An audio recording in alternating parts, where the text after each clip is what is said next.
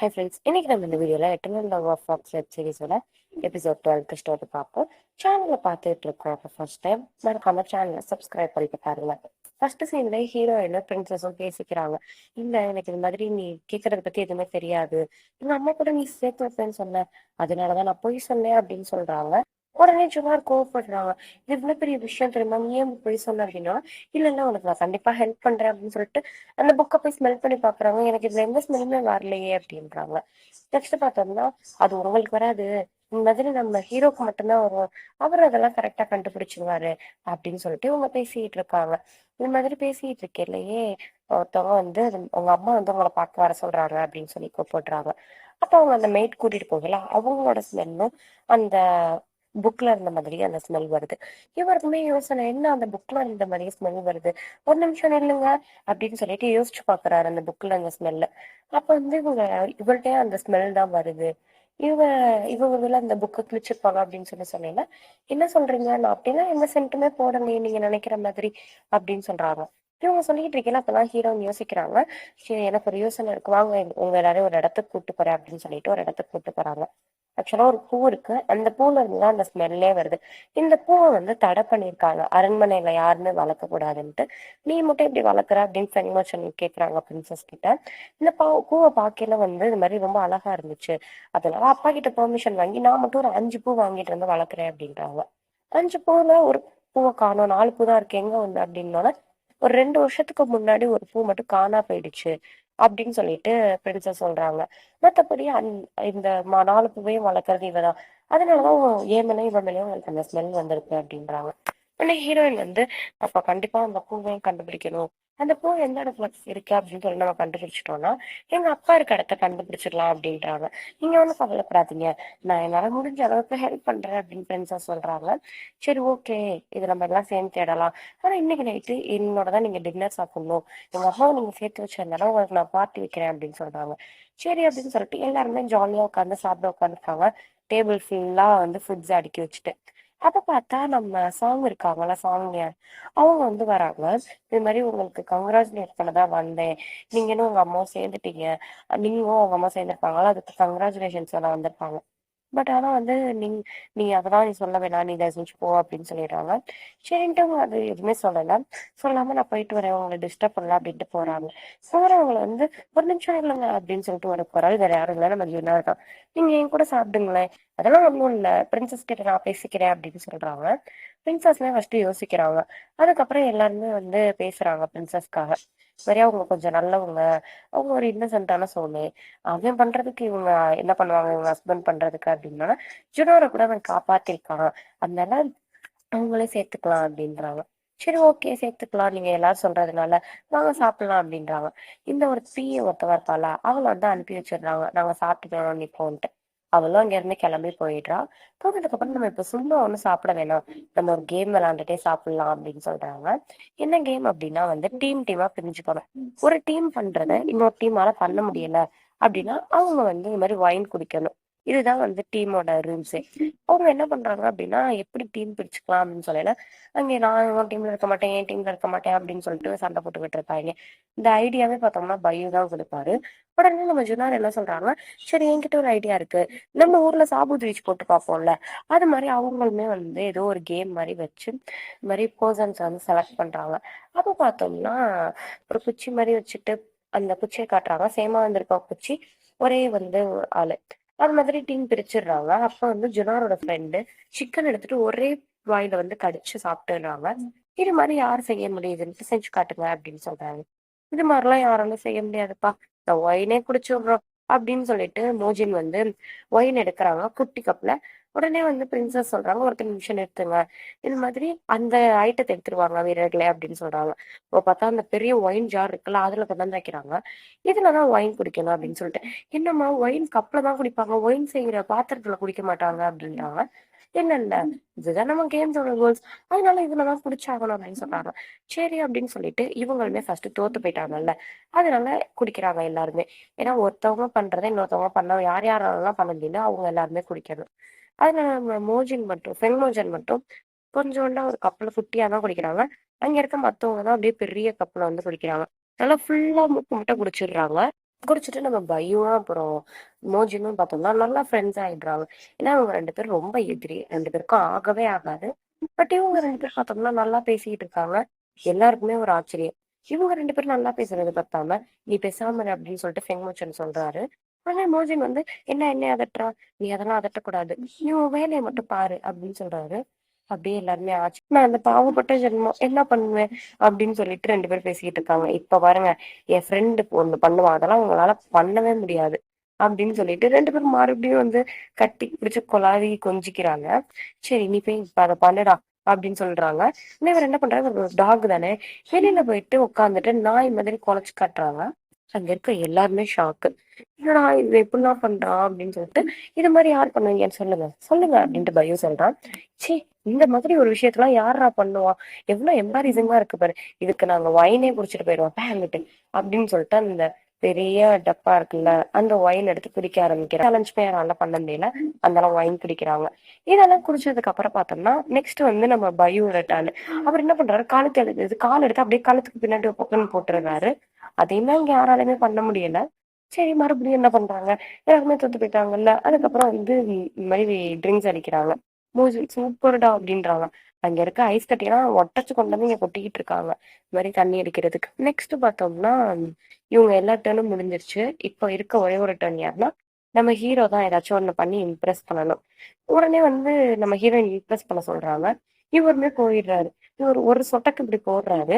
ஒரு சொடக்கு போட்டோம்னா அவரோட 9 வால்மே வந்து வந்துருது. அந்த 9 வால் கலர் அடிச்சு வச்சிருப்பாங்கல்ல, கலர் கலரா வருது. எல்லாருமே பார்த்து ஆச்சரியப்பட்டு கிளாப் பண்றாங்க. இதுவுமே யாருமே பண்ண முடியல. இதெல்லாம் பார்த்தோம்னா ஃபுல்லா எல்லாரும் சரியான போதை. நல்லா குடிக்கிறாங்க. ஒவ்வொருத்தவங்களும் ஒவ்வொருத்தவங்கள்ட்ட தோத்து தோத்து அங்க இருக்க சாப்பாட சாப்பிடுறாங்களோ இல்லையோ, நல்லா சட்டி சட்டியா வந்து தண்ணி அடிச்சிடுறாங்க. அப்ப பார்த்தோம்னா இது மாதிரி தண்ணி அடிச்சு அந்த பார்ட்டி முடிஞ்சிருச்சு. சாங்லேண்ட் போயிட்டு இருக்காங்க. சாங்லேண்ட் போயிட்டு இருக்கிற டக்குன்னு இவங்க கையை பிடிச்சி யாரோ இழுக்கிறாங்க. அது யாரு அப்படின்ட்டு பார்த்தோம்னா இவங்களோட எக்ஸ் லவர் தான். பிடிச்சி இழுத்து இது மாதிரி, இங்க இந்த மாதிரி கேவலமான வாழ்க்கை தான் நீ வாழ போறியா, பேசாம என் கூட வந்துரு அப்படின்னு சொல்றாங்க. உடனே அவங்க அழுகுறாங்க. இன்னமே உன்னோட என்னால வர முடியாது, இனிமே நம்மள வந்து ஒண்ணு சேர்ந்து வாழ முடியாது அப்படின்றாங்க. ஏன் வாழ முடியாது, நம்மளால ஒண்ணு சேர்ந்து வாழ முடியும் அப்படின்றாரு. இல்ல, அது கண்டிப்பா முடியாது. உனக்கு ஒரு விஷயம் தெரியுமா, ஏன் தெரியுமா அவன் என்ன நான் கல்யாணம் பண்ணிக்கிட்டேன், அவன் என்னை ரேப் பண்ணிட்டான், அதனாலதான் நான் அவனை கல்யாணம் பண்ணிக்கிட்டேன். இதனாடி நான் ஏன் அவனை கல்யாணம் பண்ணிட்டு போறேன் உன்னை விட்டுட்டு அப்படின்னு சொல்லிட்டு அவங்க அக்காவுறாரு. இவர் ஃபர்ஸ்ட் டைம் கேட்கிறாரு அந்த டயத்தை. அதனால இவருக்கு என்ன பண்றது அப்படின்னே தெரியல, எதுவுமே சொல்லல. இந்த சீனை அப்படியே கட் பண்ணி நம்ம ஜுனாரும் ஃபெங்மோச்சனையும் காட்டுறாங்க. இவன் ஒரு பெரிய ஏணிக்கட்டையை பார்த்துட்டு, இங்க பாரு எவ்வளவு பெரிய கரும்பை இங்க கொண்டு வந்து வச்சிருக்காங்கன்னு, இந்த கரும்பை நான் எப்படி சாப்பிடுறது, சரி அப்படியே சாப்பிடுறேன் அப்படின்னு சொல்லிட்டு அவர் எவ்வளவோ ஏனின்னு சொல்ல சொல்ல கேட்காம கரும்பை கடிக்க போறாங்க, அதாவது ஏனிய. அப்ப டக்குன்னு அவர் கையை வச்சுறாரு, கையை கடிச்சிடுறாங்க. ச்சே, இவ்வளவு பெரிய கரும்பை வந்து கீழே இருந்து எப்படி சாப்பிட முடியும், நான் மேல போய் சாப்பிடுறேன் அப்படின்னு சொல்லிட்டு அவங்க என்ன பண்றாங்க, அந்த படி இருக்குல்ல ஏணி படி, அந்த படியில வந்து வேகமா ஏறி போயிட்டு இருக்காங்க. அந்த படியில போயிட்டு மேல இருந்து சாப்பிடலாம் அப்படின்னு சொல்லிட்டு இவங்களுமே மேல ஏறி போயிடுறாங்க. ஏய் சாக்ஸ் இங்க பாரு, நான் மேல ஏறிட்டேன் அப்படின்னு சொல்றாங்க. மேல ஏறிட்டு அப்படியே பார்த்தோம்னா இப்படி கீழே விழுவ போக பாக்குறாங்க. டக்குன்னு நம்ம ஹீரோ தான் இங்கதானே இருக்காரு. அதனால பார்த்தோம்னா மேல அப்படியே பறந்து வந்து ஹீரோனை வந்து காப்பாத்திடுறாங்க. இந்த மாதிரி அப்படியே பிடிச்சிடுறாரு. பிடிச்சிட்டு 2 பேர் பாத்துக்காங்க. இப்ப ஹீரோயின் வந்து இது மாதிரி, நான் உங்களை எங்கேயோ பார்த்த மாதிரி இருக்கு, நீங்க என்னட்டு ஏதாச்சும் மறைக்கிறீங்களா அப்படின்னு சொல்லி கேக்குறாங்க. உடனே இப்ப அவருக்கு ஞாபகம் வருது, இது மாதிரி பழைய காலம்ல ஒரு குட்டி கண்ணா இருப்பாங்க. அந்த குட்டி கண்ணை பார்த்தோம்னா ஒரு குட்டி ஃபாக்ஸை வந்து காப்பாத்தும். அந்த குட்டி ஃபாக்ஸ்க்கு சிக்கன் கொடுத்துக்கிட்டு இருக்கும். சிக்கன் கொடுத்து சாப்பிடுன்னு சொல்லிட்டு இருக்கேன், அவங்க அப்பா வந்துருவாங்க. நான் கஷ்டப்பட்டு சிக்கன் வாங்கிட்டு வந்தா நீ இந்த பீஸ்ட் கொடுக்குறியா, அதை இன்னைக்கு நான் கொல்லாம விட மாட்டேன் அப்படின்னு சொல்லிட்டு அடிக்க ட்ரை பண்றாங்க. ஆனா அந்த குட்டி பொண்ணு அதை எப்படியோ தடுத்துடுறாங்க. இந்த மாதிரி ஓடிடு அப்படின்னு சொல்லிட்டு அந்த ஃபாக்ஸ் கிட்ட சொல்றாங்க.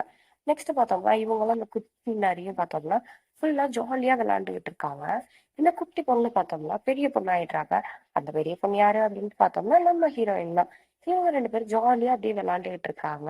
இந்த மாதிரி விளையாண்டுட்டு அவங்க அந்த குட்டி நாரிட்ட சொல்றாங்க, இந்த மாதிரி எனக்கு கல்யாணம் ஆக போகுது, நான் கல்யாணம் பண்ணிக்க போறேன், அவர் ரொம்ப ஒரு நல்ல சாஃப்டான பர்சனா, ரொம்ப நல்லவரா, இந்த மாதிரி படாம இருக்கவரா, நான் இங்க போய் கல்யாணம் பண்ணிட்டு ரொம்ப சந்தோஷமா இருக்கேன், நீனா உன் வாழ்க்கையை பார்த்துட்டு சந்தோஷமா இரு, என் பின்னாடி வந்து நீ தொடர்ந்து வராத, என் பின்னாடி வந்து தொடர்ந்து நீ மக்கள் எல்லாரும் உன்னை அடிப்பாங்க பீஸ்ட்ன்னு சொல்லிட்டு, அதனால நீ இங்கே இரு அப்படின்னு சொல்லிட்டு இவங்க அந்த இடத்த விட்டு கிளம்புறாங்க. பட் லாரி வந்து போக மாட்டேங்குது. இவங்க தானே வளர்த்தாங்க. அதனால இவங்க பின்னாடியே வருது. "ப்ளீஸ் என்னை விட்டு போயிடு" அப்படின்னு சொல்லி கத்துறாங்க. அந்த குட்டி நாய் பாவம் அப்படியே பப்பாவியா முழிஞ்சு வச்சுக்கிட்டு ஒரு இடத்துக்கு போகுது. ஒரு பெரியவரை பார்க்க. மாதிரி போயிட்டு அவர்ட்ட சொல்லுது, அவனுக்கு கல்யாணம் ஆக போகுது அப்படின்னு சொல்லிட்டு. உடனே அவர் சொல்றாரு, "ஒண்ணும் கவலைப்படாத.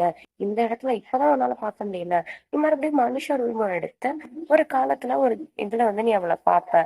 அப்ப நீ பார்த்து அவளை கல்யாணம் பண்ணிக்கோ. அவளை லவ் பண்ணி கல்யாணம் பண்ணிக்கோ" அப்படின்ட்டு அந்த இவர் சொல்றார் பெரியவர். உடனே இந்த குட்டி நரி அவர்கிட்ட அப்படியே பார்த்து சிரிக்குது அவரை பார்த்து. நெக்ஸ்ட் பார்த்தோம்னா மறுபடியும் ஹீரோயினை காட்டுறாங்க. ஹீரோயின் அவங்களோட கல்யாணம் இருக்குல்ல, அந்த ட்ரெஸ்ஸை பார்த்துக்கிட்டு இருப்பாங்க. அப்ப குட்டி நரி வந்துடுது. குட்டி நரி வந்தோடனே, "குட்டி நரி வந்துட்டியா?" அப்படின்றாங்க. இந்த மாதிரி நீ இந்த நாள் எங்க போயிருந்த?" "நான் கல்யாணம் பண்ணிட்டு போக போறேன். நீனும் இங்க இருந்து கண்டிப்பா எங்கேயாச்சும் போகணும்" அப்படின்னு சொல்லிட்டு இருக்காங்க. அதுக்கப்புறம் பார்த்தோம்னா இவங்க பேசிட்டு இருக்கல, "சரி நீ மட்டும் ஹியூமனா இருந்தா நீ நேரம் கூட்டிட்டு போயிருக்கீல்ல" அப்படின்னு சொல்லி பேசிக்கிட்டு இருக்காங்க. இந்த குட்டி நரி அப்படியே அதோட செய்கையில அழகா ஆமா அப்படின்னு சொல்லிட்டு இருக்கு. அப்ப சொல்லிட்டு இருக்கேன்ல, உங்க அப்பா கரெக்டா வந்துடுறாங்க. எங்க அப்பா வந்துட்டாரு ஓடு அப்படின்றாங்க. ஆனா அவங்க அப்பா பாத்துட்டாரு. பார்த்ததுக்கப்புறம் நான் அந்த நதிய பாத்துட்டேன். ஒழுங்கா நீ தண்ணிக்கலாம் இல்லாட்டி உனக்குதான் அடிவிழுவோம் அப்படின்றாரு. இவங்க அதை மறைச்சுக்கிறாங்க. இதை பிச்சு எடுத்து அதை அடிக்க போறாங்க. இவங்க போக சொல்லி அந்த நரி போகல.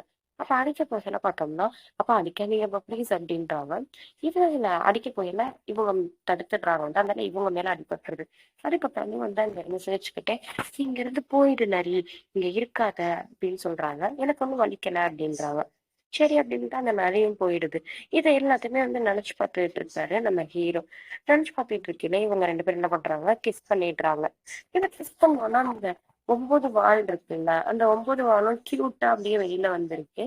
அந்த வால் மட்டும் அப்படியே தனியா பறந்துகிட்டு இருக்கு.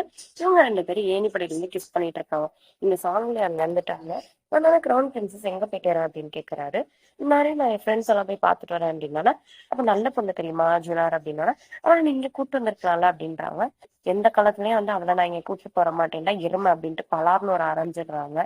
என்னடா பேசிட்டு இருக்கிற பொசுக்குன்னு அடிச்சுக்கிட்டா அப்படின்ட்டு இவர் வந்து, "எனக்கு எவ்வளவு தைரியம், இன்னைக்கு அவளை நான் சும்மாவே விட மாட்டேன்டி" அப்படின்னு சொல்லிட்டு இவங்களை அட்டாக் பண்ண ஆரம்பிக்கிறான். அந்த தண்ணி இருக்கு, அந்த தண்ணிக்குள்ள இவங்களை போட்டு முக்கி முக்கி எடுக்கிறான். இந்த துணியை முக்கி எடுக்கிற மாதிரி. "நீங்க சாப்பிடி, செத்தாதான் நிலத்திருந்துவ" அப்படின்னு சொல்லிட்டு இந்த தண்ணிக்குள்ள இருந்து முக்கி முக்கி அவங்களை எடுக்கிறான். அவங்களால இந்த மூச்சு விழுந்து அப்படி இது பண்றாங்க. பட் ஆனா அவங்க சிரிச்சுட்டே, "நீ என்ன வேணாலும் பண்ணிக்கோ, உன்னால என்னை இது கொல்ல முடியாது. ஏன்னா கொன்னா நீ தான் அப்பாக்கு பதில் சொல்லணும். எங்க உனக்கு தைரியம் இருந்தா என்னை கொல்லுடா பாப்போம்" அப்படின்னு சிரிச்சுட்டே சொல்றாங்க. இவனுக்கு வந்து ரொம்ப வெறியாயிடுச்சு. "என்னடி சொன்ன, இன்னைக்கு இருக்குடி உனக்கு" அப்படின்னு சொல்லிட்டு மறுபடியும் அவங்க வந்து அந்த தண்ணிக்குள்ள வந்து முக்குறாங்க. ஒரு கட்டத்தை தாண்டி இவங்களே வந்து அப்படியே அன்கான்சியஸ்னஸ் ஆயிட்டாங்க. எந்த ஒரு அசைவுமே இல்லாம இருந்தாலும் இவன் ரொம்ப பயந்துட்டான். போச்சு இவங்களுக்கு எந்த அசைவுமே இல்ல அப்படின்னு சொல்லிட்டு. அப்ப டக்குன்னு என்ன பண்றான், அவங்கள வெளியில எடுத்து போடுறான். "ஐயோ என்னாச்சு உனக்கு?" அப்படின்னு சொல்லிட்டு வெளியில எடுத்து போட்டுட்டு இவன் வந்து இவரால முடிஞ்ச எல்லாத்தையுமே பண்றான். இவங்களை எப்படியாச்சும் காப்பாத்தணும். வேலை இறந்து போயிட்டாங்க, நான்லாம் இறந்து போயிட்டாங்க அப்படின்னு தான் நினைச்சேன். அதுக்கப்புறம் என்ன பண்றோம், அந்த வயித்துல வந்து தண்ணி வச்சு அமைக்க வந்து தண்ணி எல்லாம் எடுத்துடுறான். அவ்வளவு ஒரு பயம். இந்த மாதிரி எடுத்ததுக்கு அப்புறம் ஹீரோயின் வந்து சிரிச்சுக்கிட்டே எந்திரிக்கிறாங்க. "என்னடா பயந்துட்டியா? இது மாதிரி நீ என்னை கொல்ல முடியாது. நான் மட்டும் செத்து போனேன்னு வச்சுக்கோவேன், நீ வந்து உயிரோட இருக்க மாட்ட. நீ வந்து ராஜா ஆகணும் அப்படின்ற கனவு வந்து கனவாவே போயிடும்" அப்படின்னு சொல்லிட்டு சொல்றாங்க.